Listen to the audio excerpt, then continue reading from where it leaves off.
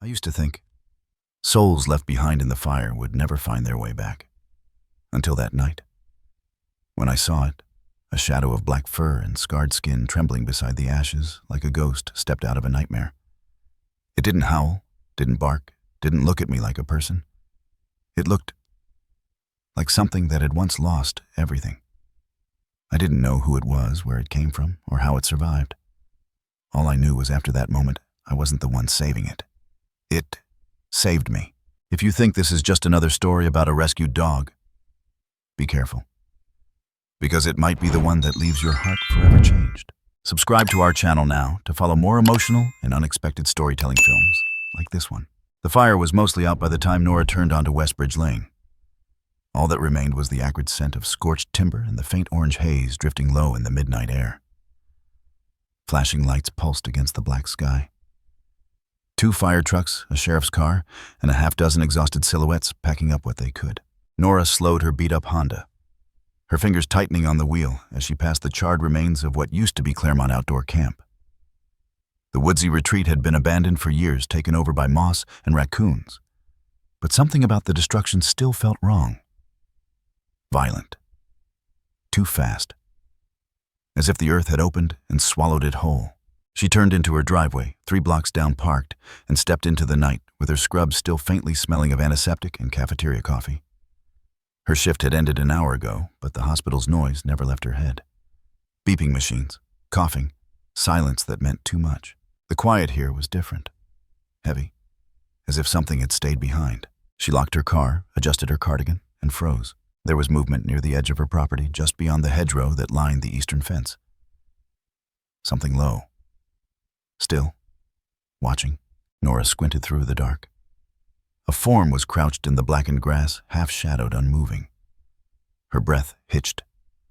A bear coyote. She took one careful step forward, then another, and that's when she saw it. A dog. No, not just a dog. A large hulking mass of black fur soaked in ash and rain, crouched so low it looked like it had melted into the earth. Its body was trembling, not shivering from cold, but trembling like every muscle was clenched and couldn't let go. Nora stopped a few feet away. The firelight from the distant trucks flickered against his body, revealing patches of bald skin scars along the flank and something that made her throat go dry, burn marks along the hind legs. Recent. Its head was bowed so deeply she couldn't see its face until it turned. Their eyes met, and for a second the world stopped. That wasn't a dog's gaze. It was the stare of something that had been somewhere it shouldn't have. That had seen things no creature should see. It looked through her, not at her, like it wasn't even sure she was real. Like it had lived through the fire, but not made it out. Nora's voice caught in her throat. Hey! The dog flinched slightly at the sound, but didn't run, didn't growl, didn't move at all. Just stared, breath-shallow ribs moving too fast. She crouched slowly, instinct overriding reason. You hurt, she whispered, keeping her hands visible, careful. She'd worked in trauma, she'd seen what shock did to people. But this was something else. This dog wasn't just scared. It was adrift, like a ghost that hadn't figured out how to leave. It didn't answer. Of course it didn't, but it also didn't look away. That stare, wild and flat and ancient, remained locked on hers. And Nora couldn't explain why, but her heart broke a little. She glanced toward the burned-out campgrounds again. Could he have come from there?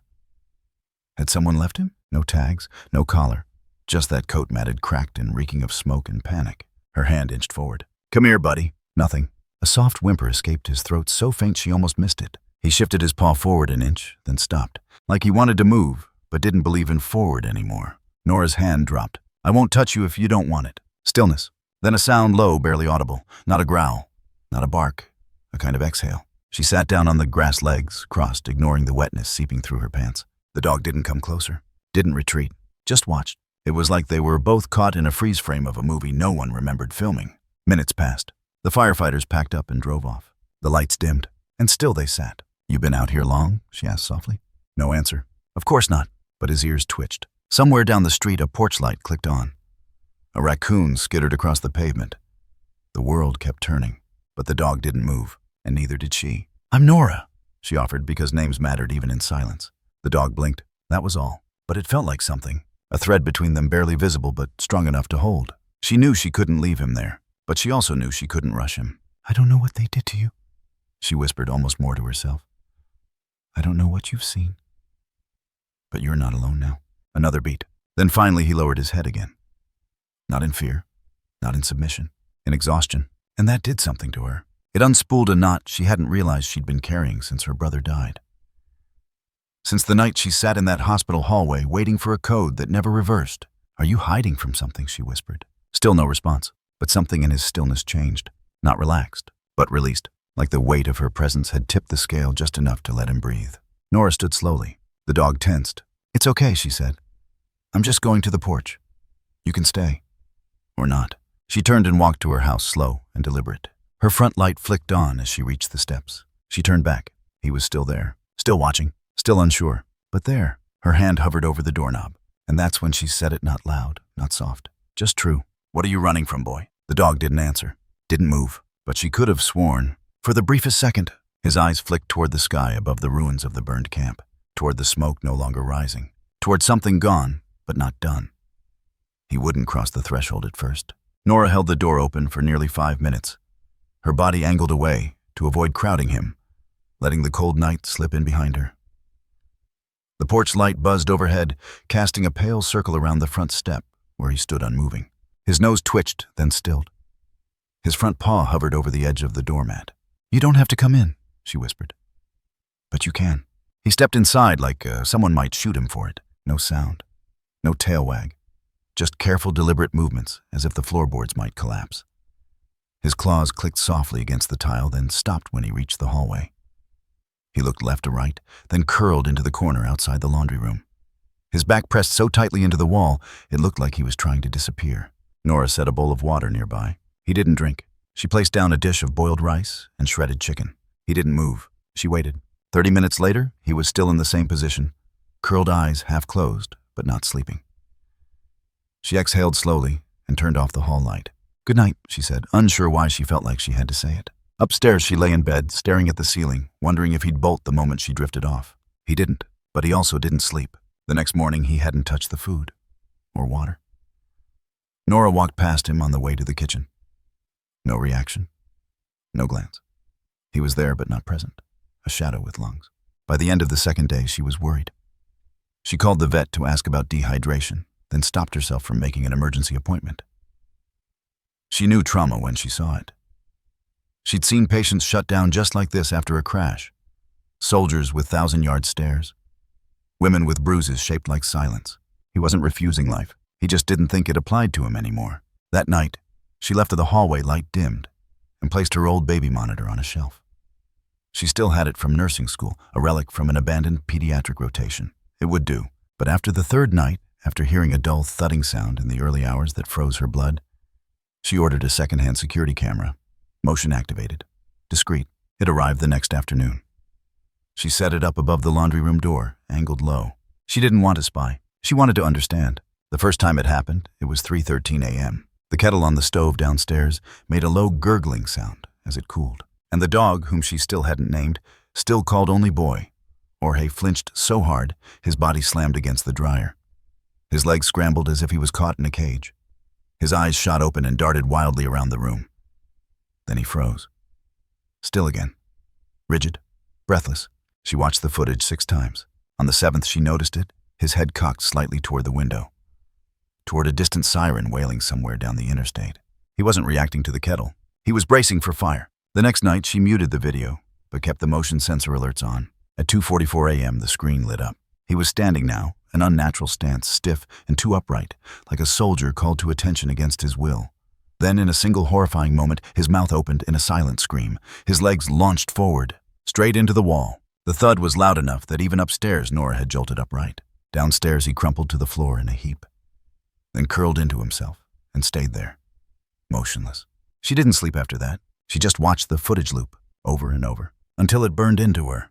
The next morning, she sat on the floor across from him. No camera, no phone, just her and the dog and the gentle hum of the dryer next to them. "Did you lose someone?" she asked quietly. He didn't move. She didn't expect him to. "I've seen that look before," she added. "The one where you leave your body and watch it try to keep breathing." A long silence passed between them, then barely audible a breath from him. Not a whimper, not a growl, just breath. That was enough for now. She started digging the day after. Old wildland fire reports, news archives, articles about nearby burns, forest management failures, even Facebook posts on local neighborhood pages. There were at least 5 major fire incidents in the past 5 years, within 100 miles. One had made national headlines, Claremont Ridge, the one just 3 miles from her house, but no mention of animals rescued. No list of dogs, no names. Only a grainy video from a helicopter showing orange flames tearing through tree canopies and black plumes vomiting into the sky. Still, something about it felt close. She paused the footage, zoomed in. There at timestamp 00:17:42. Barely visible at the edge of a clearing, a dark figure, four-legged, sprinting toward a collapsed structure. Her stomach dropped. She rewound, played it again. Same frame. That run, it wasn't wild. It was targeted, purposeful, as if that dog was trying to reach someone. A child, a partner, a ghost. She sat back and let the silence surround her, then whispered, "Is that where you were?" The dog lay curled in the same spot, one eye half open. She didn't expect him to answer, but she had to ask. That evening she named him, not out loud, not at first. But as she watched him from the hallway, his form barely distinguishable from the shadows near the laundry room, she found herself whispering the word in her head, like a prayer. Atlas, the one who carries weight no one sees. It fit, not as a leash name, not for others, just for him. In the dark, she sat beside him again. Not close, not far. Enough. "It's okay," she murmured. "I won't ask you for anything. Just your presence." The house creaked. The refrigerator hummed. And somewhere faintly wind rustled the pine trees out back. Atlas didn't move, but she stayed anyway. Because sometimes that's all you can do. Days passed. She tried chicken, bacon, cheese. He picked at it, but never while she was watching. One morning, she found the water bowl half empty. The food dish nudged. A win. That same afternoon, she placed a towel nearby, freshly washed and warm from the dryer. He crawled halfway onto it during a nap. A second win. Each step was microscopic, invisible to anyone else. But to her, they were seismic. Then came the 6th night. She was upstairs editing a patient chart on her tablet when she heard it. Not the crash, not the scream, but a sound so quiet, so raw, it didn't register at first. It was a cry, not canine, not human, something in between. A whimper that built into a gasp that shattered into a yelp. She ran down the stairs, through the hall. Atlas was on the floor, legs twitching, mouth open, eyes squeezed shut, as if something in his dream was holding him down, pressing weight on his chest. She knelt beside him, her hand hovering. Do I touch him? Do I wake him? He jolted upward, eyes wide, disoriented. His front paw smashed against the wall. His ribs heaved. Nora didn't move. She just whispered, "You're here. You're not in it anymore." Atlas turned to her. For the first time since she brought him home, he looked at her. Not through, not past, but directly. And in that one look, she saw it, the thing no camera could catch. Recognition, not of her name, but of her presence, of safety. He blinked once, then curled back down, facing her, and she exhaled. Slow, quiet, present. It wasn't a fix. It wasn't healing, but it was the first breath of something that might be. It started with a shadow, not his, but hers. One night, 2 weeks after she brought him home, Nora went to the front door for her overnight shift keys, in one hand, thermos in the other. When she turned, Atlas was already standing behind her, silent and still, like he'd materialized out of the wall. His eyes met hers, and she froze. "You want to come?" He didn't move. She opened the door. He followed, not into the car, not yet, but down the steps to the gate, and then stopped. Watching, Nora hesitated, then drove off. When she came home the next morning, he was lying by the front door, head on his paws, eyes wide open. As if he hadn't slept. As if he'd waited. The next night, she left the front gate open, and he followed all the way to the car. By the 4th night, he sat beside her in the passenger seat, silent as a statue, eyes locked on the road ahead. No barking, no shifting, just presence, like a shadow with breath. The hospital staff got used to him quickly. He stayed in the back hallway near the break room while she worked out of the way, but watchful. The security guards, at first skeptical, started calling him the Midnight Sentinel. He didn't need a badge. He had a gravity, like he'd been stationed there long before anyone arrived. But while his waking hours were steady, something inside him thrashed at night. It began with the twitching, small at first, paws, curling back legs, flicking in bursts. Then came the noises, not growls, not barks, something lower, a sound between pleading and warning, like a warning meant for ghosts. And then came the dreams. But they weren't his. They were Nora's. She dreamed she was in a forest ash covering the air like snow, the trees glowing from the inside as flames crept along their spines. She stood barefoot in scrubs, surrounded by fire that didn't burn her, but came close enough to make her lungs seize. Somewhere in the distance, a dog barked. Then again, louder, urgent. Each bark came with a flash of white-hot memory. She couldn't place a metal collar, a stretch of red tape across a tree, a hand reaching through smoke. Then the silence. She woke with her jaw clenched so hard it took minutes to relax. Atlas was at the foot of the bed, head up, staring at her. She sat upright, panting. "What are we remembering?" she whispered. He didn't blink. The dreams came every other night. Always the same forest, always the same flames, always the barking. Nora began waking with the same words in her mouth. "We didn't make it." She didn't know who he was, but she was certain it wasn't just her. Something was bleeding through, from him into her. And the only way to understand was to go back. She dove deeper into the Claremont Ridge fire. It had started in late July 2018. Dry lightning ignited a grove of pines, and within 24 hours, over 6,000 acres were engulfed.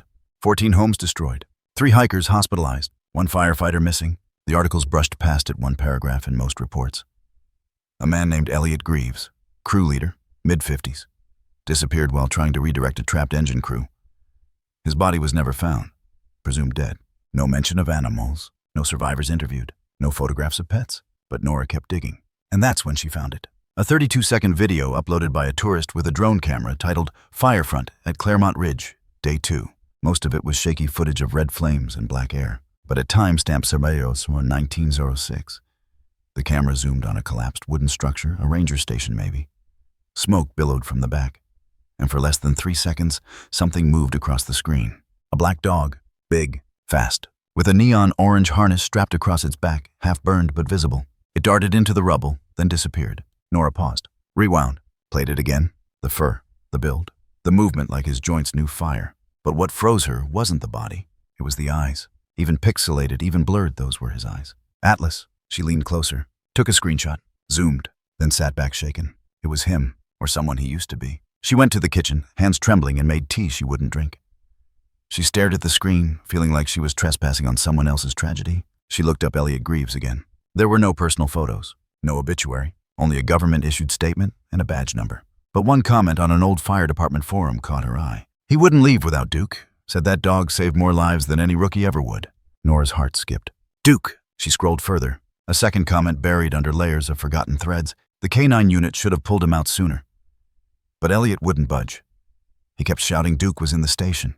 The station. The same station the dog in the video had run into. A station that collapsed less than 10 minutes later. Her tea had gone cold. She didn't notice. She opened the security footage on her phone. Atlas was asleep in the hallway again, curled tight, breath shallow. She whispered to the screen, "You weren't supposed to survive, were you?" He didn't stir, didn't move, but when she blinked, his eyes were open and looking directly at her. The next day, she found the harness. She hadn't noticed it before, balled up at the back of the laundry room, tucked beneath the old mop bucket she never used. It was blackened at the edges, charred, frayed.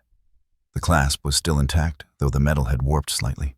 She picked it up gently, the way you'd lift a letter from the past.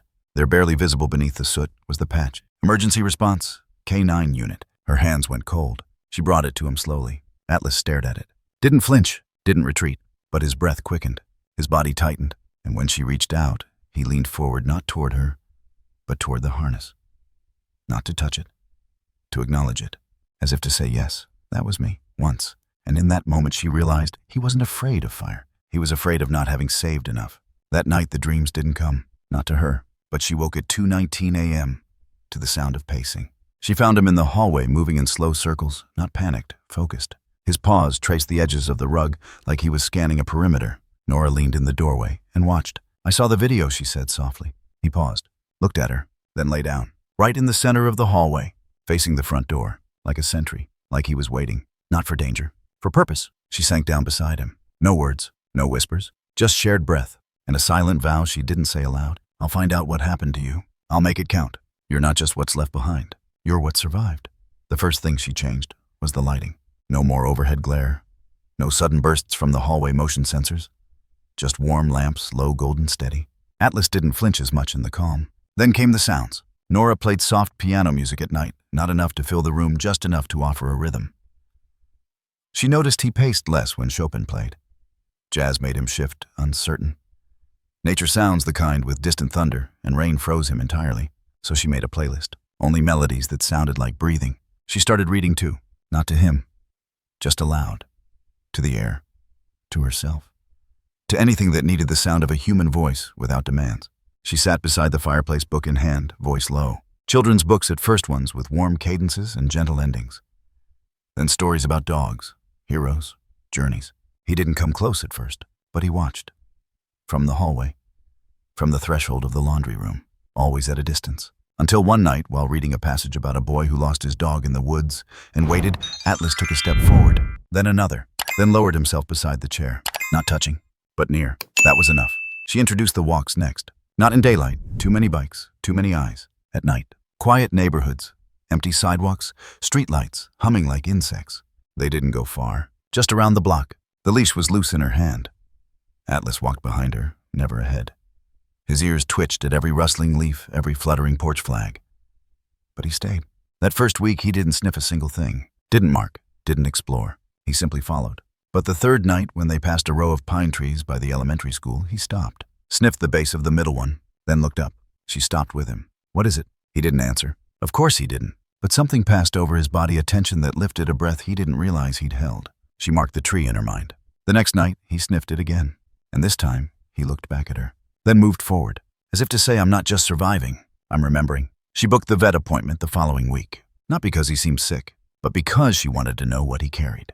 They sat in the waiting room for 30 minutes, surrounded by shivering terriers and panting retrievers. Atlas didn't tremble, didn't bark, just sat beside her eyes, watching the front door like he expected it to disappear. When they were called in, Nora led him through the exam room door. Dr. Lena Peterson was gentle. Middle-aged, soft-spoken sleeves rolled up to the elbows, like she wasn't afraid of mess. She crouched beside him without touching. "He's alert," she said. "Always," Nora replied. They began slowly, listening to his heart, checking his weight, examining his joints. Atlas tolerated it all, not happily, but without resistance. When the stethoscope pressed against his chest, his eyes darted once. But he stayed. Dr. Peterson frowned. "You said he came from near the Claremont burn." Nora nodded. She gestured toward his hindquarters. "Heat exposure, probably intense, could explain some of his tension. Burn scars, no visible ones anymore." But internally, she tapped her temple. "That's where they live." She stepped back, arms crossed lightly. "I've seen war dogs come through, retired K9s. They carry something ancient. This one." She looked at Atlas, then at Nora. "He didn't just survive, you know." Nora swallowed. "He remembers." Peterson nodded, "in ways we probably can't understand." They drove home in silence. Atlas curled in the back seat, this time eyes closed but not asleep. The sky broke open 15 minutes from the house. Rain, sudden, relentless. By the time they pulled into the driveway, Nora was soaked from sprinting to unlock the door. "Come on," she called, holding the entrance open. But Atlas didn't follow. She turned. He was in the yard, standing still. Rain pouring down his back, head raised, eyes fixed on nothing. She stepped into the downpour. Atlas, no movement. His fur clung to him like soot. He didn't blink, didn't tremble, just stood like a soldier waiting for orders, or for someone to return. She walked toward him slowly. "No one's coming," she whispered. Her voice cracked. No one else made it. Still, he didn't move. So she did what she always did. She sat right there, in the mud. Rain in her eyes, hair stuck to her face, cold, soaking into her spine. She sat beside him. Minutes passed. Then, without turning, Atlas took one step, then another, and lay down beside her, pressed his shoulder into hers. She couldn't stop the tears this time. She didn't even try. Later inside, wrapped in towels and warmth and silence, she made tea. Atlas curled on the rug, not quite asleep. She sat beside him, mug in hand, steam curling toward the ceiling like ghosts with nowhere to go. "You were waiting," she said. He didn't react, but no one came. She reached out slowly, gently, and placed her hand on his paw. He didn't flinch. That alone broke her. And when she finally leaned back, he followed, laid his head on her leg. Not just near, on. The weight of him, solid grounding, held her in place. She stayed still. Didn't breathe too deeply. Didn't want to scare the moment away. But inside her chest, something shifted. A knot loosened. A wall cracked. She didn't know if this was healing. She didn't know if he'd ever fully trust again. But his head was on her leg. And his breath matched hers. And that, for now, was enough. The fire didn't start with a bang. It started with a flicker. A soft, almost apologetic crackle in the dead of night, one that most people would sleep through, but not Atlas. He woke Nora with a low, guttural sound. Not a bark, not a growl. Something deeper. A warning. She sat up instantly, heart pounding. Atlas stood rigid by the window tail, low eyes locked on something outside. And then she saw it. Smoke. A thin gray stream rising just beyond the fence. Nora threw off the covers, ran to the back door, and stepped into the cold. That's when it hit her, the smell. Not campfire, not kitchen accident, but the heavy, unmistakable scent of electrical burn. She looked across the yard. The Mendez house. And the smoke was getting thicker. "Shit," she whispered, already reaching for her phone. Atlas was ahead of her, pawing at the gate muscles coiled like springs. Nora dialed 911 with shaking hands, shouting over the wind as the dispatcher answered. "Fire. 62 Ridgeview. Electrical. Possibly occupied. One child, yes. Ava, 6 years old. She dropped the phone before the dispatcher finished the sentence. Atlas was gone. She didn't see him slip through the side fence, didn't see him push past the loose slats they never got around to fixing. But she heard the crash. Glass breaking. Later, the neighbors would say the fire moved too fast. That one moment the house was a dim outline in the dark, and the next it was glowing. Later, someone would pull up security footage from a porch camera. Grainy black and white, static in the corners, and in the middle of it, a shadow. Atlas, hurling himself through a low window pane like it was nothing but air. But in the moment, all Nora saw was fire, and a dog disappearing inside it. She screamed, "Atlas!" Nothing. No reply. Just more smoke rolling low like fog thick with sirens. She ran to the edge of the yard, yelling for the Mendez parents, who'd already stumbled out through the front barefoot, coughing wide-eyed with panic. "Ava's still inside," her mother gasped, clutching her chest. "I know," Nora said. He went in. "Who?" "My dog." They stared at her like she'd lost her mind. Maybe she had. The first fire engine didn't arrive for another 4 minutes. But at 3:17 a.m., 2 minutes before the trucks showed up, Nora heard a sound that didn't belong to fire. Wood cracking, and then glass shattering again. But lower, closer, from the side yard. She turned, and there he was. Atlas, smoke-streaked, singed, limping slightly, but alive. And in his mouth, something bundled wrapped in pink pajamas coughing. Ava. She wasn't moving much, but she was breathing. Nora ran forward, helped pull the girl from his grasp. Atlas collapsed next to them, tongue-lolling, chest-heaving, eyes bloodshot. The firefighters swarmed the scene, seconds later. But they weren't the first heroes there. That title had already been taken. The paramedics checked Ava first. Smoke inhalation, minor burns, conscious. Nora stood back, shaking arms folded over her chest, watching as Atlas lay curled in the grass beside the fire truck. An oxygen mask awkwardly held near his snout by a stunned EMT. The vet was an hour away. The firefighters had radioed ahead. But for now, Nora just sat beside him, stroking the top of his head with trembling fingers. "You went in," she whispered. "You knew." Atlas didn't move, but his tail flicked once, a small, tired gesture, but it said everything. The video went viral by noon. Someone from the next street over had a Ring camera pointed just wide enough to catch the moment he broke the window. The moment the smoke burst outward, and the instant he leapt back through carrying Ava by her pajama top. Within hours, it had 2 million views. By nightfall, 15 million. By morning, the news vans had arrived. Every outlet had a headline. Ghost dog saves girl from fire. Mysterious hero hound emerges from smoke. Unchipped. Unnamed. Unstoppable. Nora stood at the edge of her driveway, blinking against the flashes Atlas by her side. He didn't react to the cameras, didn't flinch at the boom mics or shouting reporters. He just sat, calm, present, solid. "He's not a ghost," Nora finally said to a young reporter with messy hair and a mic too close to her face. "He's not a miracle. He's not lucky. He's a survivor. Does he have a name?" the reporter asked. Nora hesitated, then nodded. "His name is Atlas. And where did he come from?" She looked down at him. He looked back, and she answered with the truth. "From the fire." Ava came home from the hospital 2 days later. Nora walked her to the yard, holding her small hand in her own. Atlas stood nearby, still favoring his right leg slightly, but otherwise whole. Ava approached slowly, then knelt and wrapped her arms around his neck. Nora held her breath. Atlas didn't move, didn't flinch. He lowered his head and rested it against the little girl's shoulder, like he remembered her, like he chose to. The news vans eventually left. The cameras dimmed, but the story refused to die. Online people began calling him the dog who came back from fire. Fan art popped up. Someone painted a mural on the underpass near downtown Atlas, haloed in smoke with Ava in his mouth, and the words, "Still here," painted underneath. But to Nora, none of that mattered. What mattered was this, that the dog who once couldn't look her in the eye, the dog who paced in dreams he couldn't outrun, had found something stronger than memory. He had found instinct. He had found purpose. He had come back from the fire, not as a ghost, but as himself. That night, long after the headlines had moved on, Nora sat by the fire with Atlas on the rug beside her. He didn't twitch in his sleep, didn't whimper, just breathed, steady, deep, at peace. She read aloud again something about bravery, about walking through fear and finding your way home. And halfway through the chapter, Atlas shifted, pressed his head gently onto her foot. She stopped reading, not because she couldn't go on, but because the moment didn't need words. The house was quiet. The storm had passed. And in the center of it all lay a dog, not broken, not haunted, just present, just home. The email arrived at 2:46 a.m. Nora was up not because of insomnia, but because sleep had grown thin around the edges lately. Not nightmares. Just wait. She was scrolling through fire reports, closing tabs on news sites, still buzzing about the ghost dog of Ridgeview, when a notification pinged from her inbox. Subject, "I know that dog."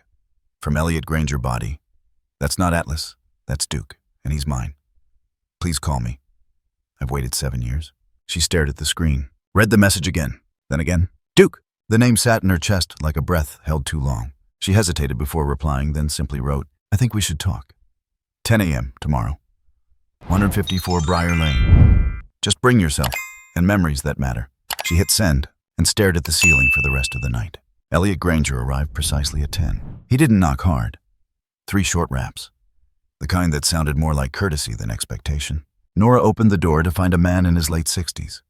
Slim frame, broad shoulders curved with time, hands like someone who'd held too many ropes, too many hoses, too many goodbyes. His eyes were what gave him away, clear, haunted, steady. He wore a jacket that had the faded insignia of the Forest Fire Division stitched at the cuff.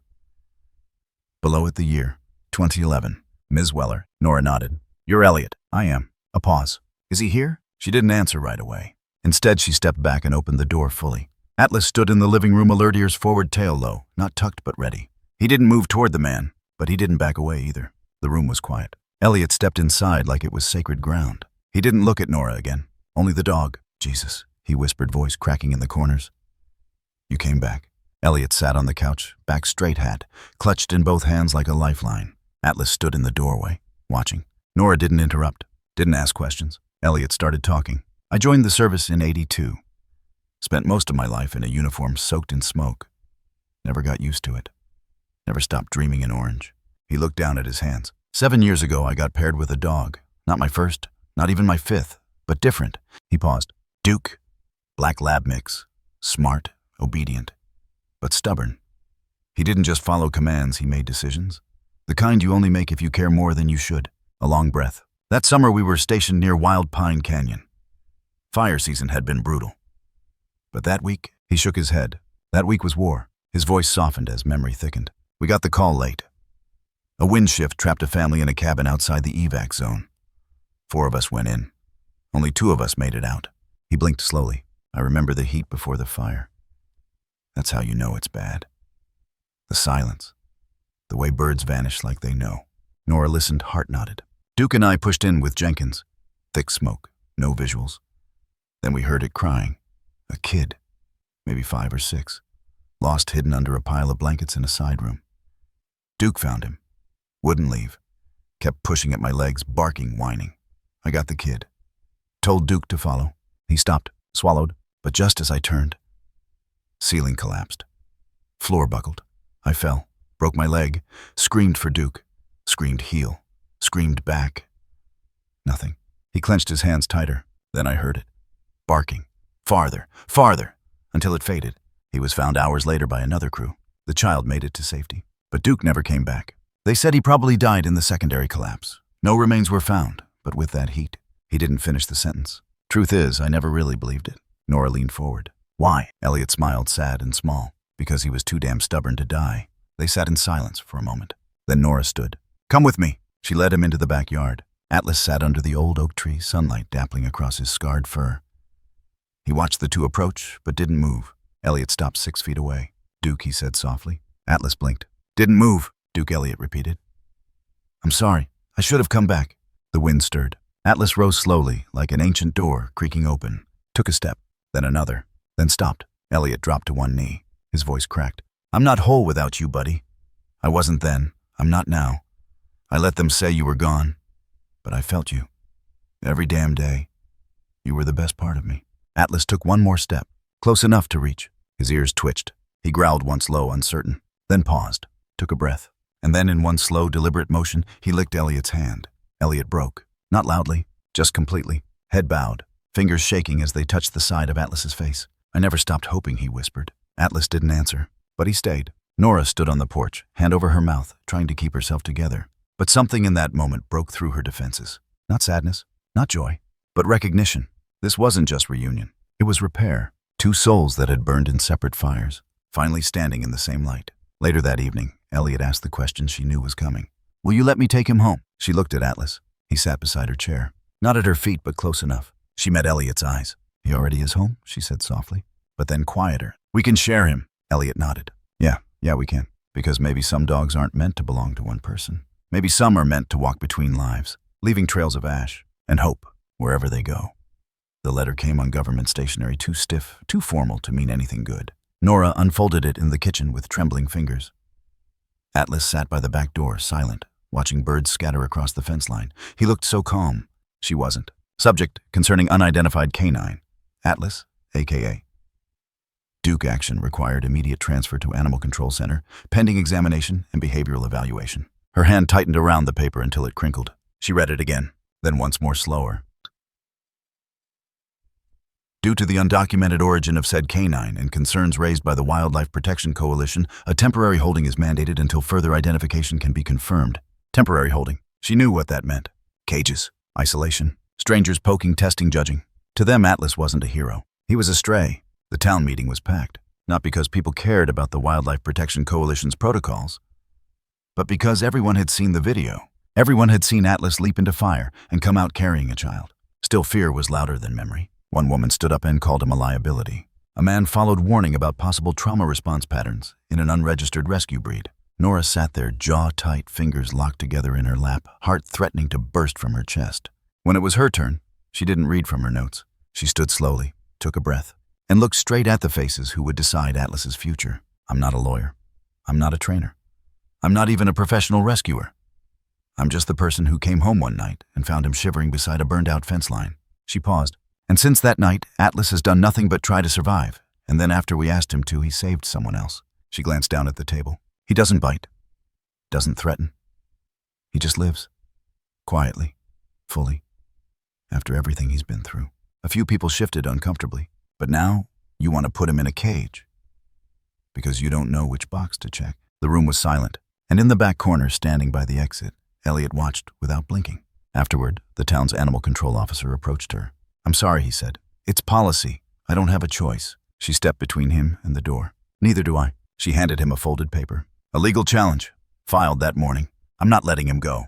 That night, Elliot came by. He didn't knock. Just leaned on the gatepost, watching Atlas move slowly across the yard in the dying light. I got the letter too, he said quietly. Nora came out to join him, arms crossed. He's not Duke anymore, she whispered. Not in the way they think. Elliot nodded. I know. That dog died in that fire. He was reborn in the ashes. That's what they don't understand. She looked at him, surprised. I thought you'd want him back. He exhaled. I did, for a minute. But not for me. For memory, for closure. But that's selfish. He turned to face her fully. Atlas doesn't need a past. He needs a future. And you're the one who gave it to him. She bit her lip. Then help me keep it. He didn't hesitate. I already started the paperwork. 2 days later, a small hearing was scheduled at the municipal hall. Elliot stood at the front with a worn binder and a statement prepared in his shaking hands. But he didn't read it. Instead, he looked at the council members, one by one. Ladies and gentlemen, he said, I trained Duke from a pup. I worked beside him for years. I saw what he gave to this world. He paused, but I also saw what he lost in the fire. A beat. Do you know what happens to a working dog who loses his purpose? He doesn't just wander.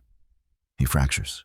He turned to gesture at Nora, who sat quietly beside Atlas' leash, looped loosely in her hand. But she gave him something I never could piece. He swallowed hard. I came here to take him home, but I realized he already found it.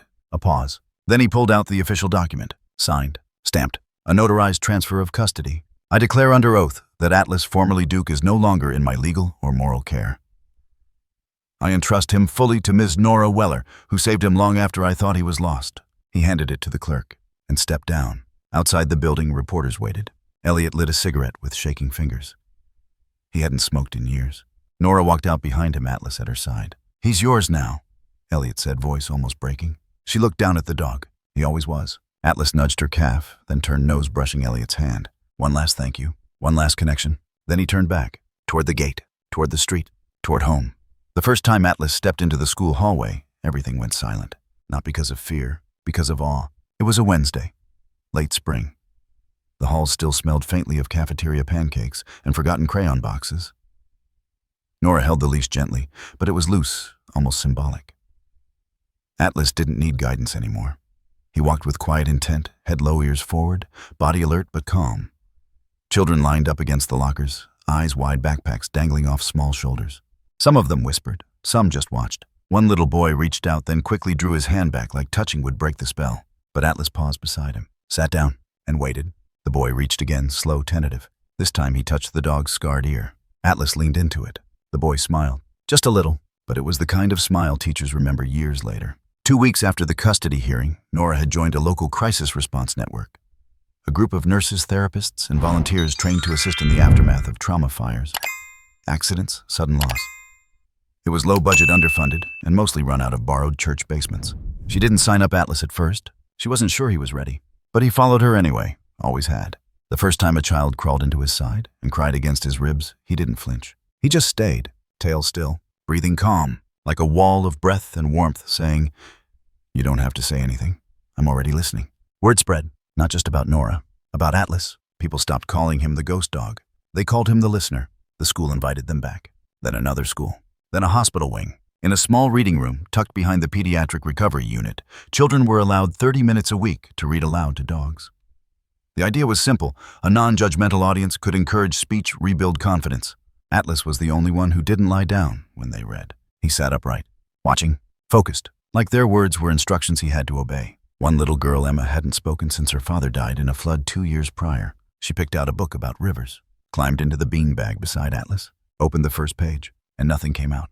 Silence. For 2 minutes. 3. Then, "Hi," a whisper. Nora looked up from her corner. The volunteer therapist froze. Emma placed her hand gently on Atlas's back. "Can you hear me?" she asked. "Do you remember water too?" Atlas turned his head and placed his paw over her hand. She gasped, then smiled, then said clear as morning, "Cho của chị Nora nghe được em." Nora cried in the car afterward. Atlas rested his chin on her shoulder the whole drive home. At night, when things got quiet, she wrote. Just a few paragraphs at first. Memories. Moments. She called it Ash and Atlas, a blog no one knew existed except her and a handful of coworkers. But one of them shared it. And someone else did too. Within 3 weeks, it had 1,000 subscribers. Then 10,000. Then more. She started getting emails. Hundreds. Then thousands. From nurses who had walked the same kind of fire lines. From children who had survived house blazes and still woke up screaming. From soldiers who swore their service dogs had carried more than wounds had carried them through the days they didn't know they could survive. One letter came with a photograph. A woman in Oregon, her daughter and a dog, sitting under an oak that looked almost like Nora's. The caption read, "We thought our girl would never laugh again. But she did. Because of a dog like yours." Another letter came from a man who had been a firefighter in the early 90s. When the smoke clears, you never expect what's left behind to still burn. But it does. I just want to say thank you. Not just for saving Atlas, but for reminding us that we can be found too. The most unexpected letter came handwritten, from Elliot.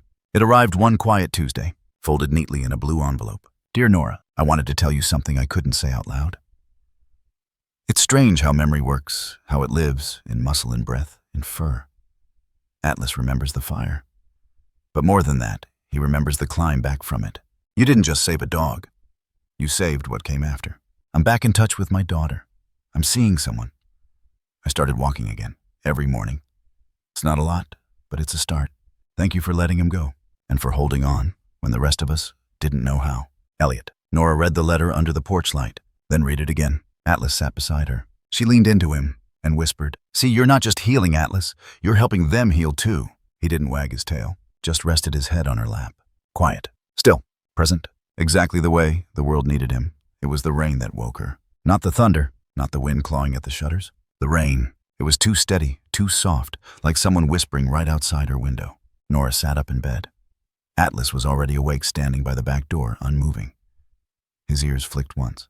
Another sound cut through the steady rain. A whimper, then another. Short, staggered, muffled. Nora grabbed her coat, slid on boots without socks, and opened the door. The wind shoved her, but the sound was clearer now, coming from the side porch. Somewhere between the recycling bin and the rain barrel. She turned the flashlight. It caught 2 small eyes, wide, panicked, glinting gold through the storm. A dog, no bigger than a bundle of towels. Shaking ribs visible through soaking fur, a torn collar dangling uselessly from its neck. It growled when she stepped forward. A raw defensive rasp, all fear, no threat. She crouched. "I'm not going to hurt you, sweetheart." But the dog didn't move. Behind her, Atlas stepped out onto the porch. The light caught his silhouette, tall, scarred, dark against the storm. The little dog tensed. Nora held her breath. Atlas walked past her. Slow, deliberate, and then he lay down, not beside the dog. In front of it, facing away, exposing his back. It was the same position he'd taken the first night in her laundry room. Not as a sign of dominance, but of invitation. The little dog whimpered again, then took a step, then another, then curled against Atlas's side and collapsed into him, too tired to panic any longer. Nora pressed her lips together and whispered, "Good boy." They dried her off, cleaned a small cut above her paw pad. She couldn't have been more than 7 or 8 months old. Mixed breed, mostly terrier. skittish, silent. She didn't bark, didn't eat much, didn't play. She just watched Atlas, followed him from room to room, never touching, always observing. She slept beside his bed, not in it. She sat beside his food bowl, not taking a bite. She even waited at the door until Atlas moved, as if permission came from him and not the human who'd rescued her. Nora named her Ember. It felt right.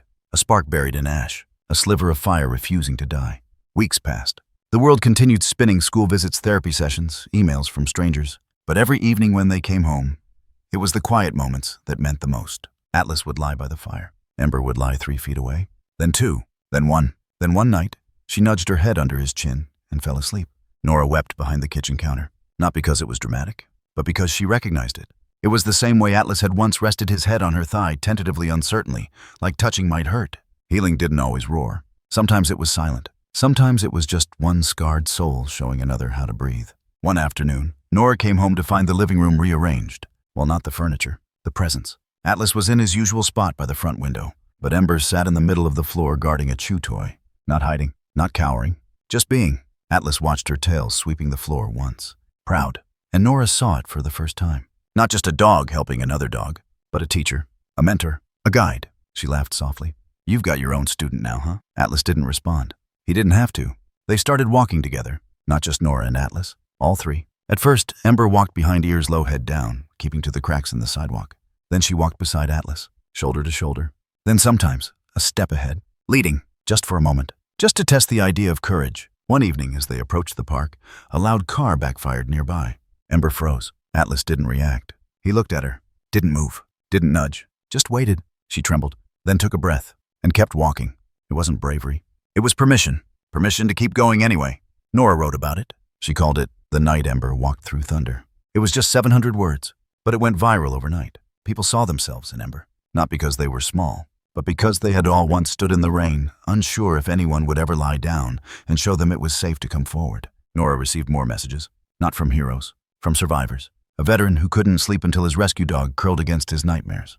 A foster mother whose adopted daughter only started speaking after reading about Atlas and Ember. And one from a 12-year-old boy. "My stepdad yells a lot. Sometimes I want to disappear. But then I read that story about Ember, and I think maybe I can wait a little longer too.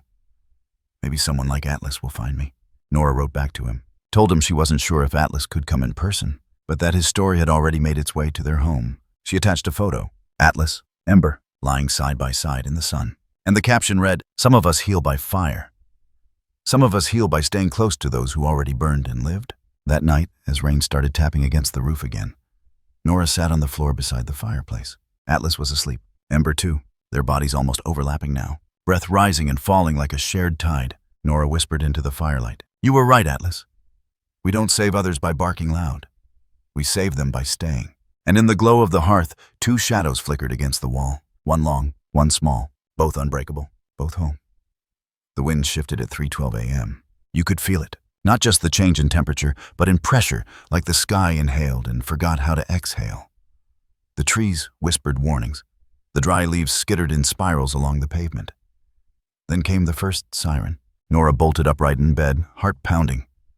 Atlas was already at the window, Hackle's stiff body coiled, not in fear, but readiness. Ember stood behind him, ears alert, eyes wide. The scent came next, dry, acidic, unmistakable. Smoke, not from a house, not from a chimney, but from something bigger and rising. By sunrise, the eastern ridge was aflame. Brush fire, they called it. But by noon, it had devoured 6 miles of dry woods and leapt the first containment line. Evacuations were ordered. Schools emptied. Hospitals prioritized critical transfers. Nora didn't hesitate. She signed up, volunteered as emergency responder for the local hospice and elder care center. "I'm going," she told Atlas, zipping up her field pack. Atlas didn't blink. He simply walked to the door. Ember followed. Nora hesitated. "You don't have to." But they were already waiting. They'd been training for months, emergency response drills, scent detection, team-based extraction. It had started as curiosity, then commitment. Now it was instinct. At the elder care facility near the woods, panic clung to the air like ash.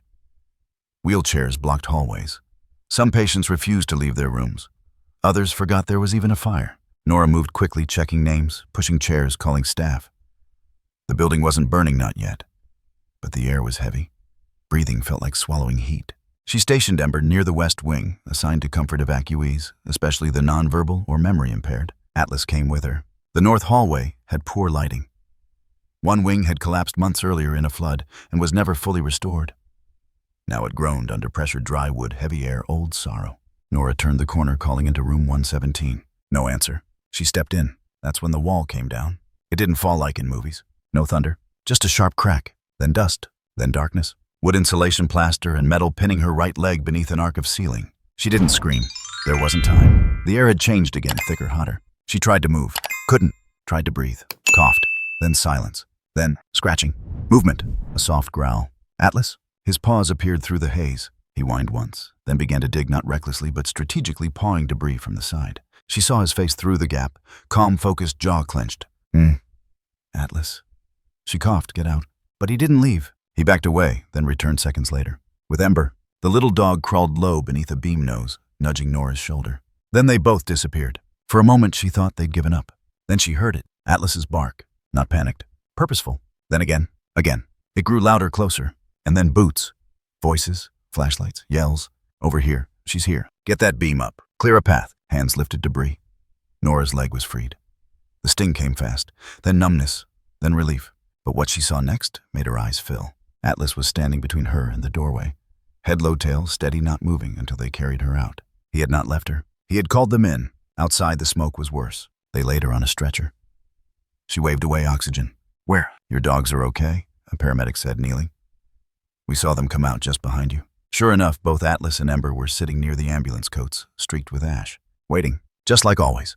The news cameras were already rolling. Somebody had captured footage of the dogs weaving through the smoke. Later, someone slowed it down, frame by frame. Atlas nudging open a door, Ember barking to alert responders, Atlas circling Nora like a flame-proof shadow. The clip went viral in under an hour, but Nora didn't care. She only cared that she was alive, that they were, and that they'd done it together. Later that night, after the worst had passed and the sky started to clear, Nora lay in the temporary shelter, leg bandaged, lungs still sore. Atlas rested beside her. So did Ember. They hadn't left her side once. A volunteer walked by holding a lantern, stopped, then said softly, I saw what they did. That was more than instinct. Nora smiled, voice hoarse. It was memory. The woman nodded and whispered, They remembered who they are. Nora turned her head slowly and saw them both curled like twin embers beside her bed, breathing, still burning, but never consumed.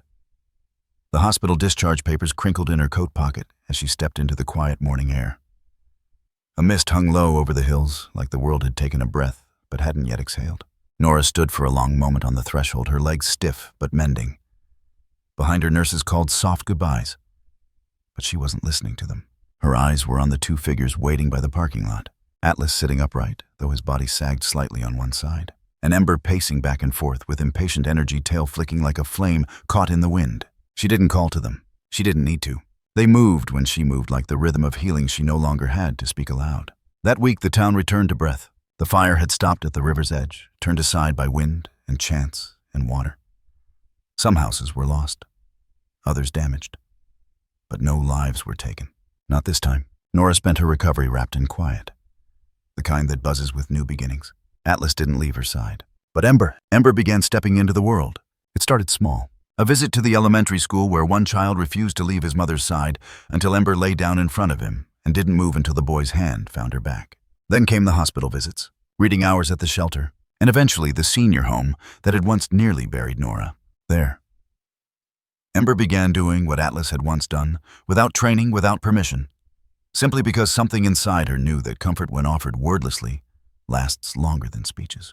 Nora watched her once trembling shadow grow into a guide, and Atlas watched too. He didn't bark commands. He didn't interfere. He simply walked a little slower, stayed a little further back, letting Ember take the space. There was grace in the way he passed the torch, not because he was done, but because she was ready. Then the letter arrived. No postage stamp, no return address, just hand-delivered by a quiet woman with gray braids and eyes that had seen decades of wildfire. She said nothing, just pressed the envelope into Nora's palm and walked away. Inside was a single sheet of paper folded twice.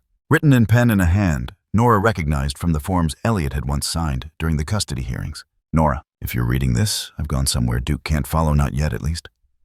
I suppose that's fair. I left him first. You gave him back his name. But more than that, you gave him the right to be more than what he was trained for.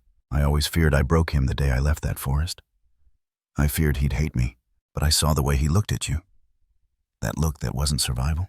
That was peace. You saved him in a way I never could. and through him you saved others. I go now, knowing he will be remembered not for the smoke he came through, but for the warmth he left behind. Thank you for letting him stay, Atlas. E. Nora sat still for a long time after reading it. Then she pressed the letter against her heart and wept. Days passed. Atlas began walking differently. Slower, deliberate. Sometimes he paused mid-stride and just stood gazing out toward the woods like waiting for a voice he hadn't heard in years. His appetite stayed. His tail still wagged, but the body told the truth. The vet confirmed what Nora already suspected. Age. Nothing sudden, nothing cruel. Just time. Time catching up with the body that had once run into fire, slept on cold concrete, and carried grief the size of a man. He's not in pain, the vet said gently. He's just winding down. Nora nodded, but inside something cracked. She bought a new rug, soft, thick woven with warm earth tones, and placed it by the front window where Atlas liked to sit. Ember began sleeping there too, curled against his chest, sometimes nudging him awake when his dreams grew too heavy. The town kept calling for visits, but Nora began saying no more often. She wanted time, not for herself. For them. She made slow breakfasts. She read out loud again children's books, sometimes her own writing, sometimes just letters from strangers around the world who still sent mail addressed to the dog who survived fire. Atlas listened, always, even when his eyes closed. On the first snow, Nora wrapped him in a thick scarf and took him to the hill above town. It was where she had first seen the fire from a distance. Now it was still. White. Clean. She sat beside him, legs still aching in the cold. Ember lay at his other side. Together they watched the valley below where the trees had begun to grow back green spears piercing through blackened roots. And Nora whispered, "This is what survival looks like. Not just staying, but seeing it bloom again." Atlas turned his head and pressed it gently to her shoulder, as if to say, "I know." On his last night on Earth, the fire didn't burn. The wind didn't howl. No drama, no tragedy. Just sleep. Warm, steady, a breath that went out and did not return. He lay curled, his body nestled against Ember's side, her tiny paw draped across his. Nora found them at dawn. And the silence that met her wasn't hollow.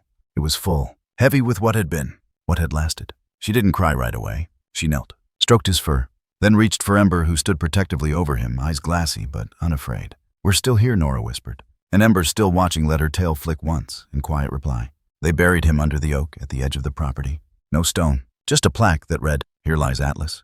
He didn't bark loud. He simply stayed. Over time, the flowers bloomed wild there. Ember still lay by that tree sometimes, especially on windy afternoons, when the air smelled faintly of ash and pine. And Nora, she kept writing, speaking, not as a eulogy, but as a continuation, a legacy made of quiet choices, brave returns, and the lives that ripple outward from one scarred survivor who once refused to run again. One night, months later, a child at the community center asked Ember, "Did Atlas teach you how to be brave?" Ember didn't answer, of course. She just walked over and rested her head gently on the girl's lap, and Nora smiled, because that was the answer. The air was crisp on the morning of the town's fall festival. Orange flags strung between lampposts danced softly in the wind. Hay bales stacked neatly on street corners. Kids in painted faces ran barefoot through piles of leaves. A warmth clung to the atmosphere, not from the sun, but from the murmurs, the anticipation. This year's festival wasn't just about pumpkins and pies. It was about Atlas. There in the heart of the park, beside the children's storytelling tent, stood a sculpture draped in deep red cloth. People gathered slowly, reverently. Some held photos. Some wore buttons with the outline of a black dog and the words, "He stayed." The mayor, an elderly man with a weathered voice, took the small wooden stage and cleared his throat. He didn't read from a script. Instead, he pulled a photo from his pocket. A burnt snapshot, edges curled, of his old station, taken decades ago during a wildfire cleanup. "I was there the day they said Duke went missing," he said softly. "I was there when they gave him up. And I was here when he came back with a new name and taught us how to be human again." He stepped down. Then came the children. One by one, they walked up and laid their books around the sculpture's base, books they had read aloud to Atlas. Some were scribbled with crayon drawings of a black dog with soft eyes.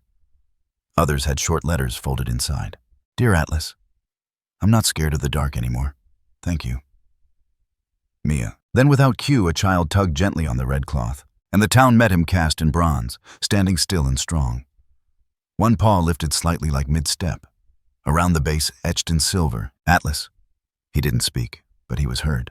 A silence followed, more sacred than applause. Later that day, as the sun dipped behind golden trees, Nora stood inside the library's glass atrium. In her hands, a single copy of her debut book, Atlas, the dog who ran into fire. She didn't know how many would read it. She didn't know if it would ever be stocked in big stores or earn awards. None of that mattered. What mattered was, the story was out there breathing, walking, wagging its tail through the lives it touched. The first chapter began not with a fire, not even with Atlas, but with a question. What do you do when something broken walks into your life, and instead of fixing it, you choose to walk broken together? She signed the inside with ink that smudged slightly under her thumb, then placed it quietly on the local author's shelf. In the children's wing of the library, something else was happening. Ember sat perfectly still on a faded blue mat. Around her, 7 children, 1 adult, and a cart of picture books. This was the first Therapy Tales session, a new program inspired by Atlas, aimed at helping children with anxiety read out loud in safe company. The room smelled faintly of cinnamon and old books. A little boy with a stutter opened his storybook with shaking hands. Ember didn't move. She didn't lean forward or nuzzle him. She simply looked up, waited, and slowly, like syrup finding its pour, the boy began to read. Words faltered, restarted, wobbled, but kept coming.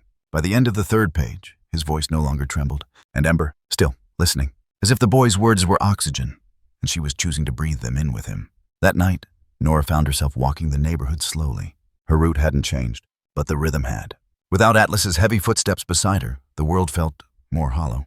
And yet, there was Ember trotting ahead, pausing only when Nora lingered too long by the oak tree. The plaque under the branches caught a shaft of moonlight. She knelt, touched it, read it aloud just once. He didn't bark loud. He simply stayed. Still staying, she whispered. Ember patted back, pressed her head gently against Nora's chest, and waited. They stayed like that for a long time. 2 hearts remembering, 1 carrying. The next morning brought another letter.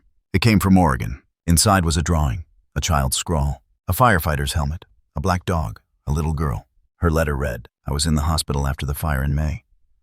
They told me I didn't have to talk if I didn't want to, but then they showed me a video of Atlas, and I thought if a dog can be brave with scars, I can try too. Now I talk a little every day. I hope he's somewhere with sunshine. Nora folded the letter, pinned it to the bulletin board next to 20 others. Some were from war veterans, others from foster children. One was from a woman in hospice who'd never had a dog, but said she imagined Atlas lying at her feet every night as she fell asleep.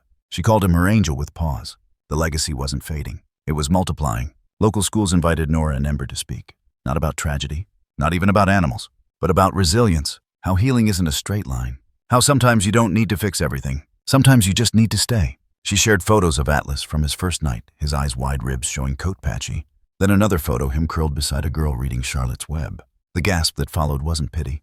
It was reverence. A teacher raised her hand and asked, "What made you keep him that night?" Nora answered without hesitation. Because he didn't run, even though everything in him wanted to. The town began painting murals. One wall near the fire station now bore a massive painting of Atlas, half in smoke, half in light. Beneath it, where there's breath, there's hope. Tourists began visiting, not to see a statue, but to feel what the town now stood for, a place that knew loss, but also what came after. One evening as fall deepened, Nora sat with Ember by the window. She was writing again, not a book this time, just a letter, addressed to the next person who might find something scarred and silent by a roadside and wonder, is it worth the trouble? In the letter she wrote, take it home, even if it doesn't eat, even if it doesn't trust you yet, because something once tried to burn it out of the world, and it's still here. That's not just survival. That's sacred. Outside, the first snow began to fall. Soft, quiet, the kind of snow that doesn't bury, just blankets. A gentle reminder that even the coldest seasons begin with silence. And sometimes, that's where the loudest stories live. The morning came quietly. A hush settled over the trees, the kind that didn't ask for attention, but earned it anyway. Crisp amber leaves spun lazily to the ground. A faint breeze stirred the branches of the oak tree behind Nora's cabin, the same one that stood scarred but surviving since the fire years ago. Atlas lay beneath it. His head rested gently on his paws, eyes half closed as if watching something Nora couldn't see. She sat beside him on a thick plaid blanket, worn at the corners, the same one she used on their first night together. The same one she once wrapped around him when he shook through the sirens. Today there were no sirens, just silence, and the weight of knowing it might be their last morning like this. She opened the book. It was her book, the final chapter. One hand turned the pages, the other resting gently on Atlas's back. He didn't stir, but his ears twitched just once as if to say, still listening. Nora's voice trembled only slightly. He wasn't the kind of hero with medals or parades. He was the kind who stayed when it was easier to run. The kind who carried fire in his body but refused to let it burn his soul. She paused. Atlas exhaled deep and soft. A leaf landed on his back. And when he left, he didn't leave in pain. He left surrounded by love. And the world he walked through, though once scorched, was blooming again. Nora wiped her cheek, closed the book, placed it gently beside him. Atlas didn't move, didn't need to. His breathing had slowed now, almost imperceptible. His coat shimmered in the morning light, black and silver, like charcoal still warm at the edges. He looked not like he was fading, but like he had arrived. Finally, at peace, not running, not afraid, just home. Nora leaned down, kissed the top of his head. "You can rest now," she whispered. "You brought us this far." Moments later, the wind changed, and Atlas didn't breathe again. They didn't bury him in a graveyard. They buried him here, under that same tree, wrapped in the same blanket, a wooden marker carved by hand, Atlas. He ran into the fire and walked us out of it. Ember didn't leave the gravesite for 2 days. She slept beside it the first night. Brought a stick the second, laid it down, walked away without taking it back. It was hers once. Now it was his. A week passed, then a month. Fall deepened. The first frost painted the grass silver. The hole Atlas left behind didn't close, it widened. But not in grief, in purpose. People started walking different trails. Visiting the library, not just for books, but for something deeper. Something about resilience, about staying, about facing the parts of yourself you want to hide in fire and choosing to heal them in light. And one morning, as mist hugged the ground, Nora stood before a group of 12 schoolchildren. Each one held a tiny compass on a string around their necks. Gifts from the fire department marked with paw prints. Nora had a satchel slung over her shoulder and Ember at her side. "Where are we going today?" one of the children asked. Nora smiled. "Somewhere important." They walked through the trail that once smelled like ash. Now it smelled like cedar, like wildflowers, like fresh earth and something earned. They passed fallen logs where fungi bloomed orange and blue. They passed a clearing where the grass was still shorter than the rest, a reminder that sometimes things take time to grow back. And finally they reached the grove, the one Nora hadn't brought anyone to. Until now, she knelt beside the oak tree. The wooden marker had softened under the weather, but the words were still clear. She ran her fingers over the name, then turned to the children. This, she said, was where a soul once sat. A soul that had run through smoke, through pain, through fear. But he didn't stop here because he was tired. She looked around at the trees growing back the birds that had returned the breeze that no longer smelled like memory. He stopped here because he'd made it home. The children didn't speak. One just reached down and plucked a fallen leaf. Studied its veins. Another patted Ember's head. The silence held, not heavy, but reverent. Then Nora added quietly, like a secret shared, "This is where a soul once ran from everything that hurt. And now, he stays to light the path for others." Later that evening, Nora lit a candle in her window, not because Atlas needed it, but because someone else might. Someone else who found something broken, something burned, something worth saving, and needed to know it wasn't too late. The candle flickered.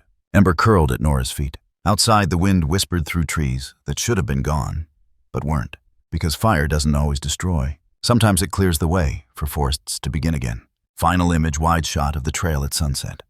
Nora leading a group of children. Ember walking beside her, occasionally looking back. In the far distance, a shimmer between the trees, faint, subtle, like a silhouette of a black dog. Not real, but not gone. Fade to black. Title appears Atlas.